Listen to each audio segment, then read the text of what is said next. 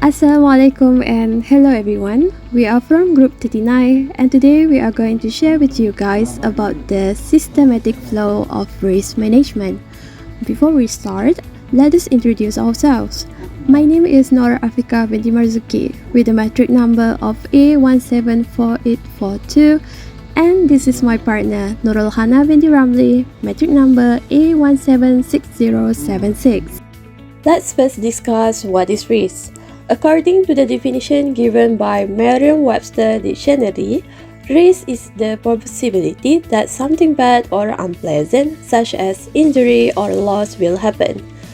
The construction field is a very risky place to be. Whether you are at the construction site or even in the management office, risk lurks at every corner.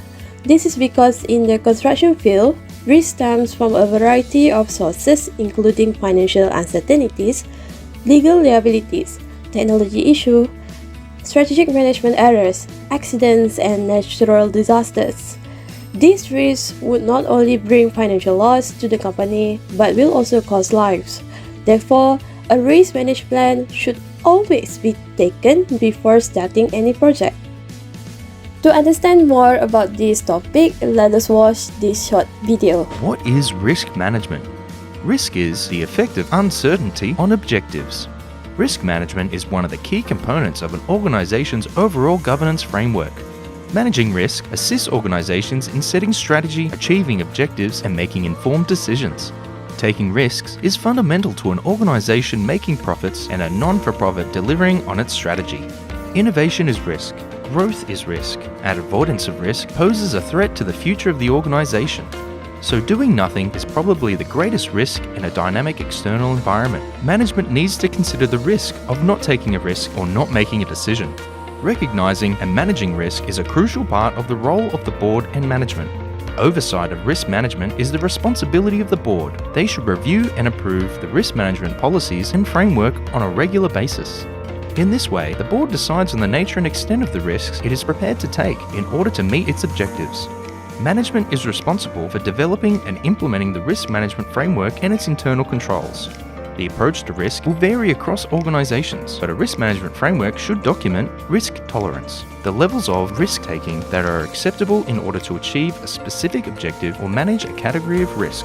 Risk appetite, the level of risk the organization is willing to assume, ensuring that the board, management, and staff all understand the scope for risk when making decisions, and the type of risks that the organization is attempting to avoid, mitigate, transfer, or accept.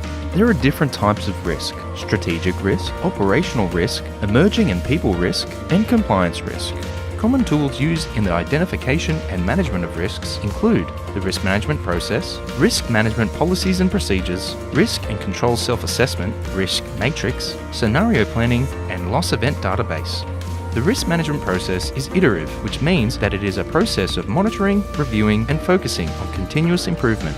Developing a risk culture means creating a workplace where staff has the confidence to ask questions and to challenge assumptions about the way that business is conducted. Our vision is to champion whole-of-organisation governance and risk management through education, advocacy, and engagement with members and the broader community.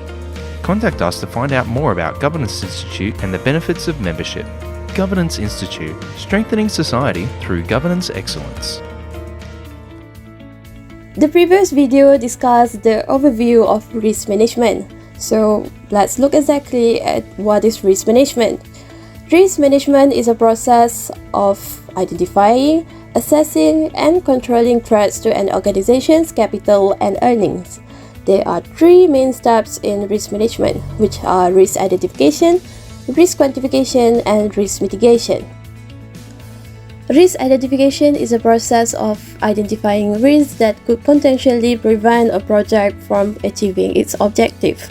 Risk quantification, on the other hand, is the process of forecasting of loss frequency based on identified risks, and risk mitigation is a process of preparing and lessening the effects of threats faced in the project.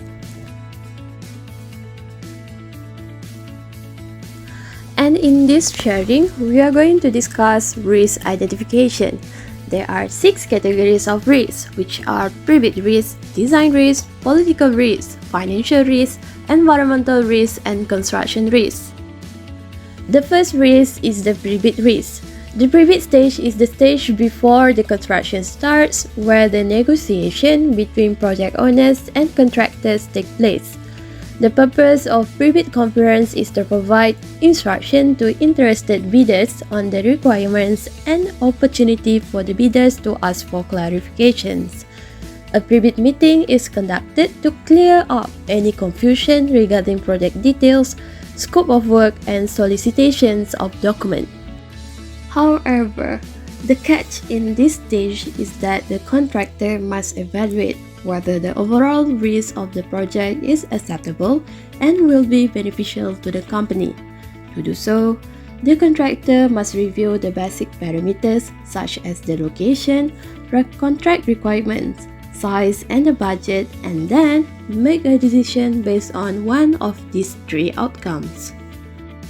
First, bid the project but increase the profit margin or add contingency to account for the added risk.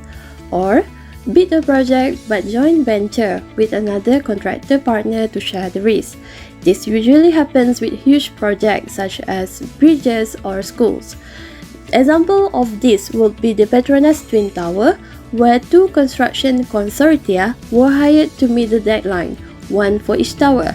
Tower 1, the West Tower, was built by a Japanese consortium led by the Hazama Corporation, while Tower 2, the East Tower, was built by a South Korean consortium led by Samsung Construction and Technology Corporation. Or finally, the third outcome, which is to reject the project and not submit a bid because the risks are unacceptable. This is the example of outline of pre-bid risk assessment. This assessment weights for each risk factor such as contract risk, owner risk, price risk, time risk, labor risk, location risk, and the estimated preparation risk.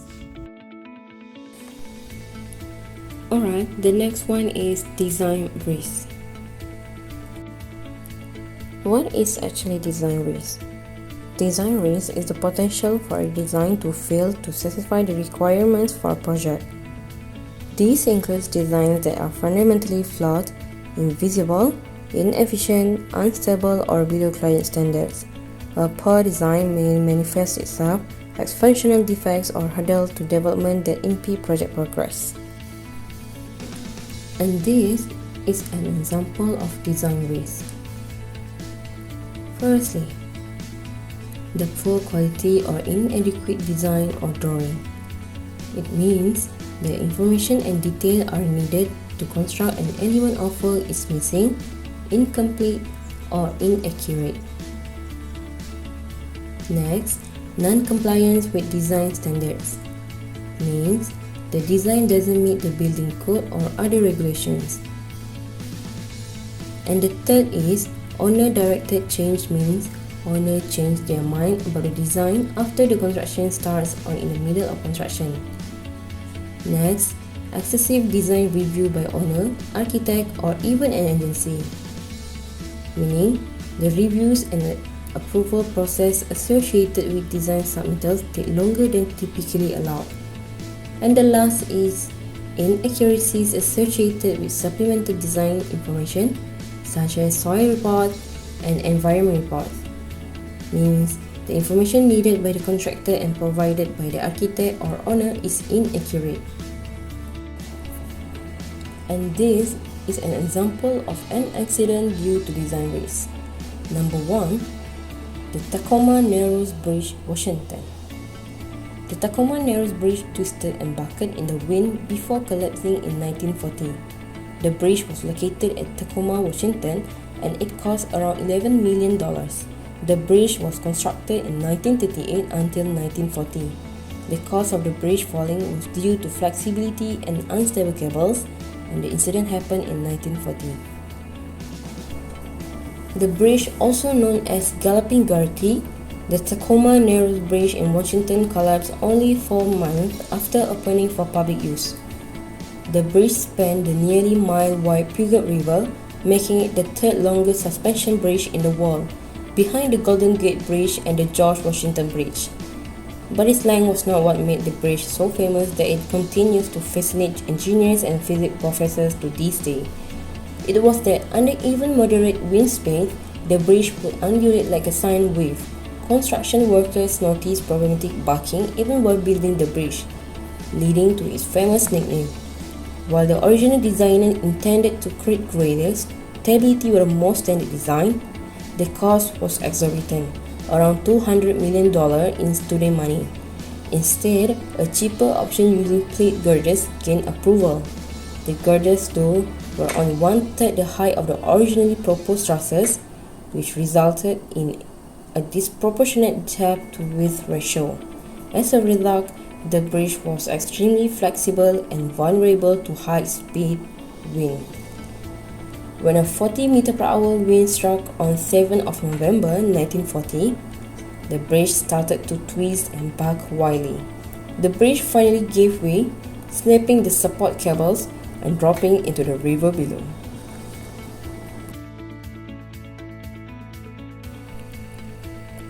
Next, number 2 is Hyatt Regency walkway collapse.